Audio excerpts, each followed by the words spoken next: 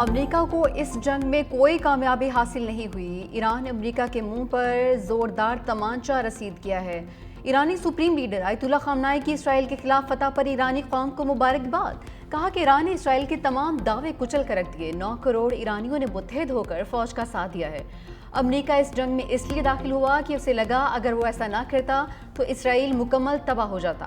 Billing و بانگ دعووں کے باوجود ایرانی حملوں سے صہیونی ریاست پاش پاش ہو گئی۔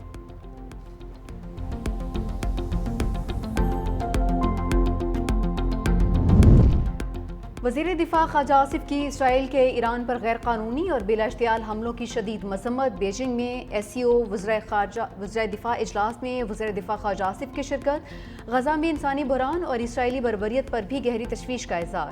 وزیر دفاع کا فلسطینیوں پر حملے بند کرنے اور فوری مستقل جنگ بندی پر زور۔ وزیر دفاع خواجہ آصف نے کہا کہ بین الاقوامی برادری اسرائیل پر جنگ بندی کے لیے زور ڈالیں۔ پاکستان تمام شکلوں میں دہشت گردی کی مذمت کرتا ہے۔ خواجہ آصف کی تاجکستان، ایران، قازقستان اور چین کے وزراء دفاع سے بھی ملاقاتیں۔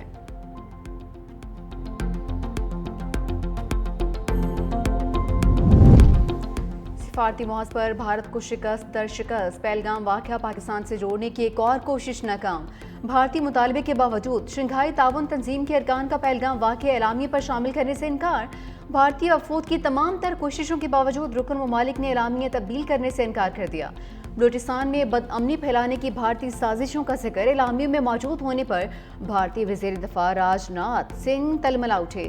ہردرمی کا مظاہرہ کرتے ہوئے اعلامیے پر دستخط کرنے سے انکار کر دیا۔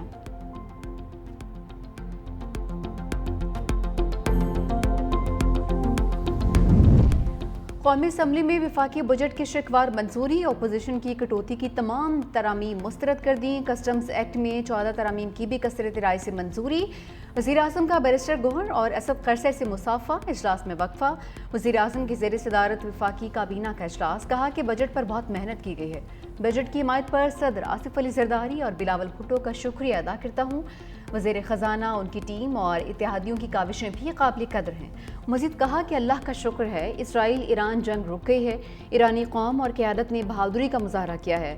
تاریخ میں پہلی بار ایران نے کھلے دل سے پاکستان کا شکریہ ادا کیا ہے۔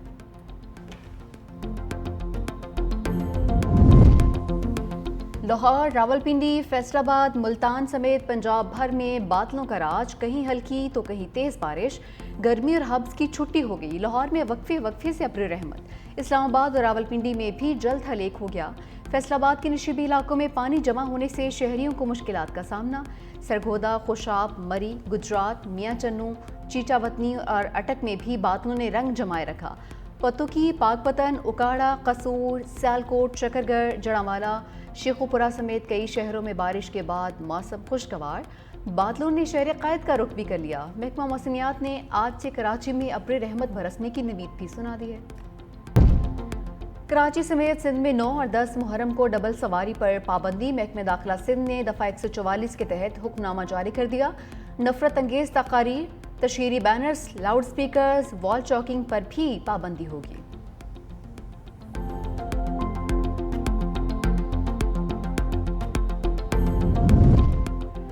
پنجاب حکومت نے محرم الحرام کے دوران ڈرونز اڑانے پر پابندی لگا دی۔ وزیر اطلاعات پنجاب اسما بخاری نے پریس کانفرنس میں کہا، محرم الحرام کے دوران ڈرونز اڑانے کی اجازت نہیں ہوگی۔ جو ڈرون اڑائے گا اسے گرفتار کیا جائے گا۔ سوشل میڈیا پر بھی نفرت انگیز پوسٹ کرنے کی اجازت بھی نہیں ہوگی۔ سیف سٹی کیمروں کے ذریعے محرم الحرام کے جلوسوں کی نگرانی کی جائے گی۔ 35,000 سے زائد رضاکار بھی ڈیوٹی پر موجود ہوں گے۔ جلوس کے روٹس پر اضافی کیمروں سے بھی نگرانی کی جائے گی۔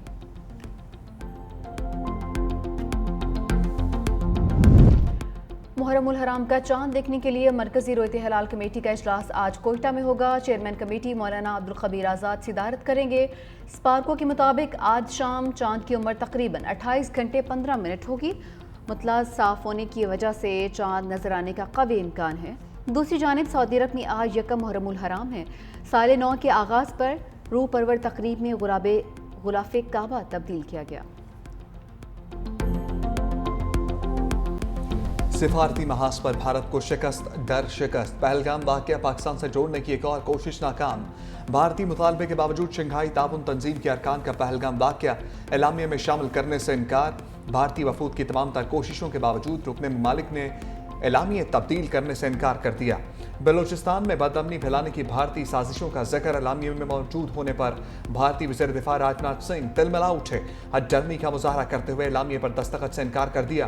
اجلاس میں چین، روس، Pakistan, Uzbekistan, Tajikistan, Kazakhstan, Kyrgyzstan اور دیگر ممالک کے وزرائے دفاع شریک ہوئے۔ سائیڈ لائن میں وزیر دفاع خواجہ آصف کی چینی ہم منصب سے ملاقات، اہم امور پر تبادلہ خیال۔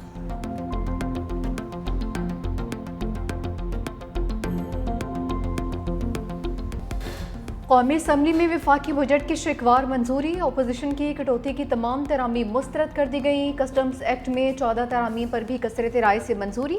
وزیراعظم کا بیرسٹر گوہر اور اسد قیصر سے مصافحہ۔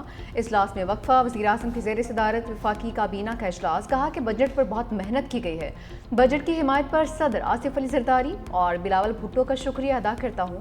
وزیر خزانہ اور ان کی ٹیم، اتحادیوں کی کاوشیں بھی قابل قدر ہیں۔ مزید کہا کہ اللہ کا شکر ہے اسرائیل ایران جنگ رک گئی، ایرانی قوم اور غیرت نے بہادری کا مظاہرہ کیا ہے۔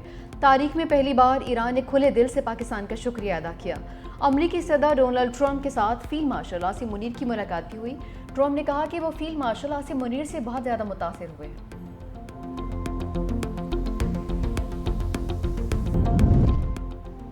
ایرانی جوہری تنصیبات کی تباہی کی تصدیق ہو گئی۔ امریکی نیشنل انٹیلی جنس کی ڈائریکٹر تلسی گبارڈ کہتی ہیں نتنز، فردو اور اصفہان کی جوہری تنصیبات مکمل تباہ ہو چکی ہیں۔ ایران کو تینوں تنصیبات ازسر نو تعمیر کرنا ہوں گی، جس میں کئی سال لگ سکتے ہیں۔ CIA کے سربراہ جان ریڈکلف کی بھی تصدیق۔ کہا امریکی حملوں سے ایران کے نیوکلیئر پروگرام کو شدید نقصان پہنچا ہے، کئی اہم تنصیبات تباہ ہو چکی ہیں۔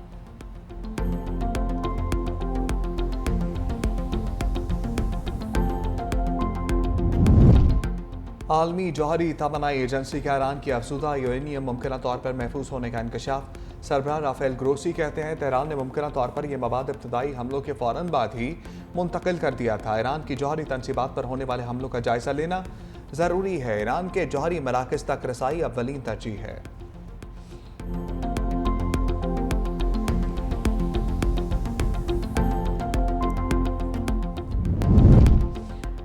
پاکستان عالمی امن میں اہم کردار ادا کرنے کے لیے تیار۔ پاکستان جولائی میں اقوام متحدہ کی سلامتی کونسل کی صدارت سنبھالے گا۔ پاکستان کے مستقل مندوب عاصم افتخار کی اقوام متحدہ کے سیکرٹری جنرل سے ملاقات۔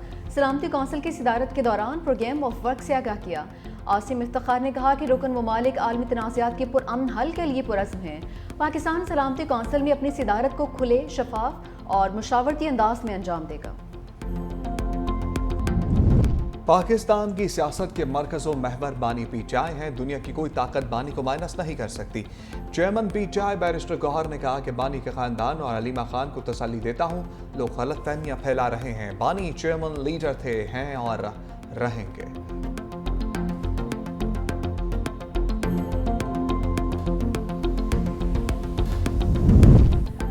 سپریم کورٹ کے آئینی بینچ میں مخصوص نشستوں کے فیصلے کے خلاف نظر ثانی درخواستوں پر سماعت۔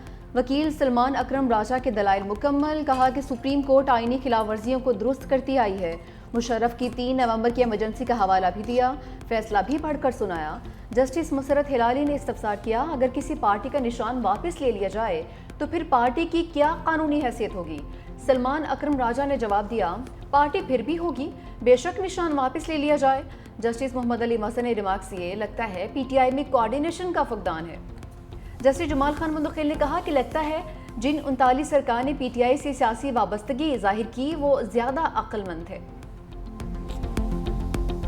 جب ایران کے میزائل تل ابیب میں اور حیفا میں اور ان کی تنصیبات پر اور ان کے آئل ریفائنریز پر گرنا شروع ہوئے اور اسرائیلی بھاگنا شروع ہوئے تو اس وقت پھر امریکہ نے اس میں کروز میں کردار ادا کیا ہے۔ ہمارا قومی وقار نہیں ہے کہ ہم ایک ایسی ریاست کے صدر کو جو ہزاروں انسانوں کے قتل میں شریک رہا ہو، اس کی کسی ایک کام کی وجہ سے اس کو نوبل انعام کا حقدار قرار دیں۔ امریکہ اور اسرائیل مل کر ایران کا جوہری پروگرام تباہ کرنا چاہتے تھے، لیکن ایران نے اسرائیل کو شکست دے دی۔ امیر جماعت اسلامی حافظ نعیم الرحمان کی لاہور میں پریس کانفرنس۔ کہا پاکستان اور ایران نے اپنی طاقت منوائی، جیسے پاکستان نے بھارت کو شکست دی ویسے ایران نے اسرائیل کو پسپا کیا۔ خطے میں نیا دفاعی بلاک بنانے کی ضرورت ہے۔ اب تاخیر کے بغیر پاک ایران گیس پائپ لائن منصوبے پر فوری طور پر کام شروع کیا جائے۔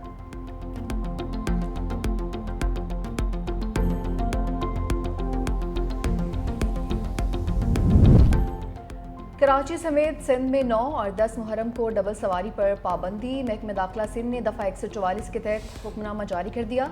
नफरत अंगेज तकारीर, तशवीरी banners, loud speakers, wall choking पर भी पाबंदी होगी।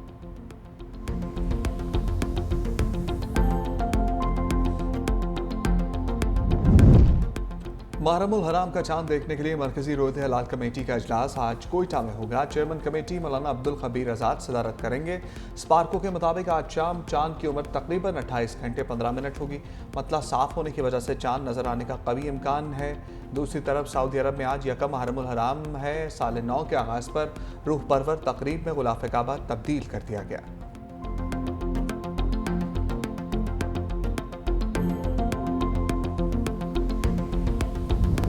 सदर ट्रंप का दबाव काम कर गया। नेटो ममालिक का दिफाई अखराजात में नुमाया इजाफा करने पर इत्तफाक। रुकन ममालिक सालाना GDP का 5% नेटो की दिफाई ज़रूरियात पर खर्च करेंगे। सरबराही इजलास के बाद जारी एलामी में कहा गया, नेटो ममालिक दहशतगर्दी और सिक्योरिटी चैलेंजेस के खिलाफ मुत्तहिद हैं। किसी एक रुकन पर हमले की सूरत में इज्तमाई जवाब दिया जाएगा।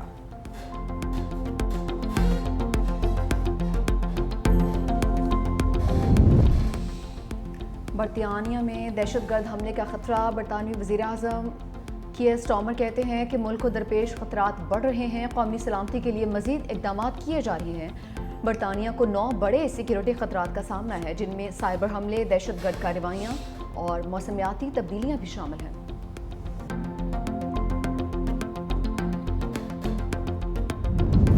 बैतुल मक़दस में मस्जिद अक्सा समेत तमाम मुक़द्दस मक़ामात को 12 दिन बाद खोल दिया गया। इस्राईली हुकाम के मशवरे के बाद मुसलमानों, मसीहियों, यहूदियों की इबादत गाहों पर आयद पाबंदियाँ ख़त्म करने का ऐलान किया गया। फैसला तीनों मज़ाहिब के इंतज़ामी बोर्ड से मुशावरत के बाद किया गया। मुसलमान मस्जिद अक्सा में मुकम्मल आज़ादी से नमाज अदा कर सकेंगे।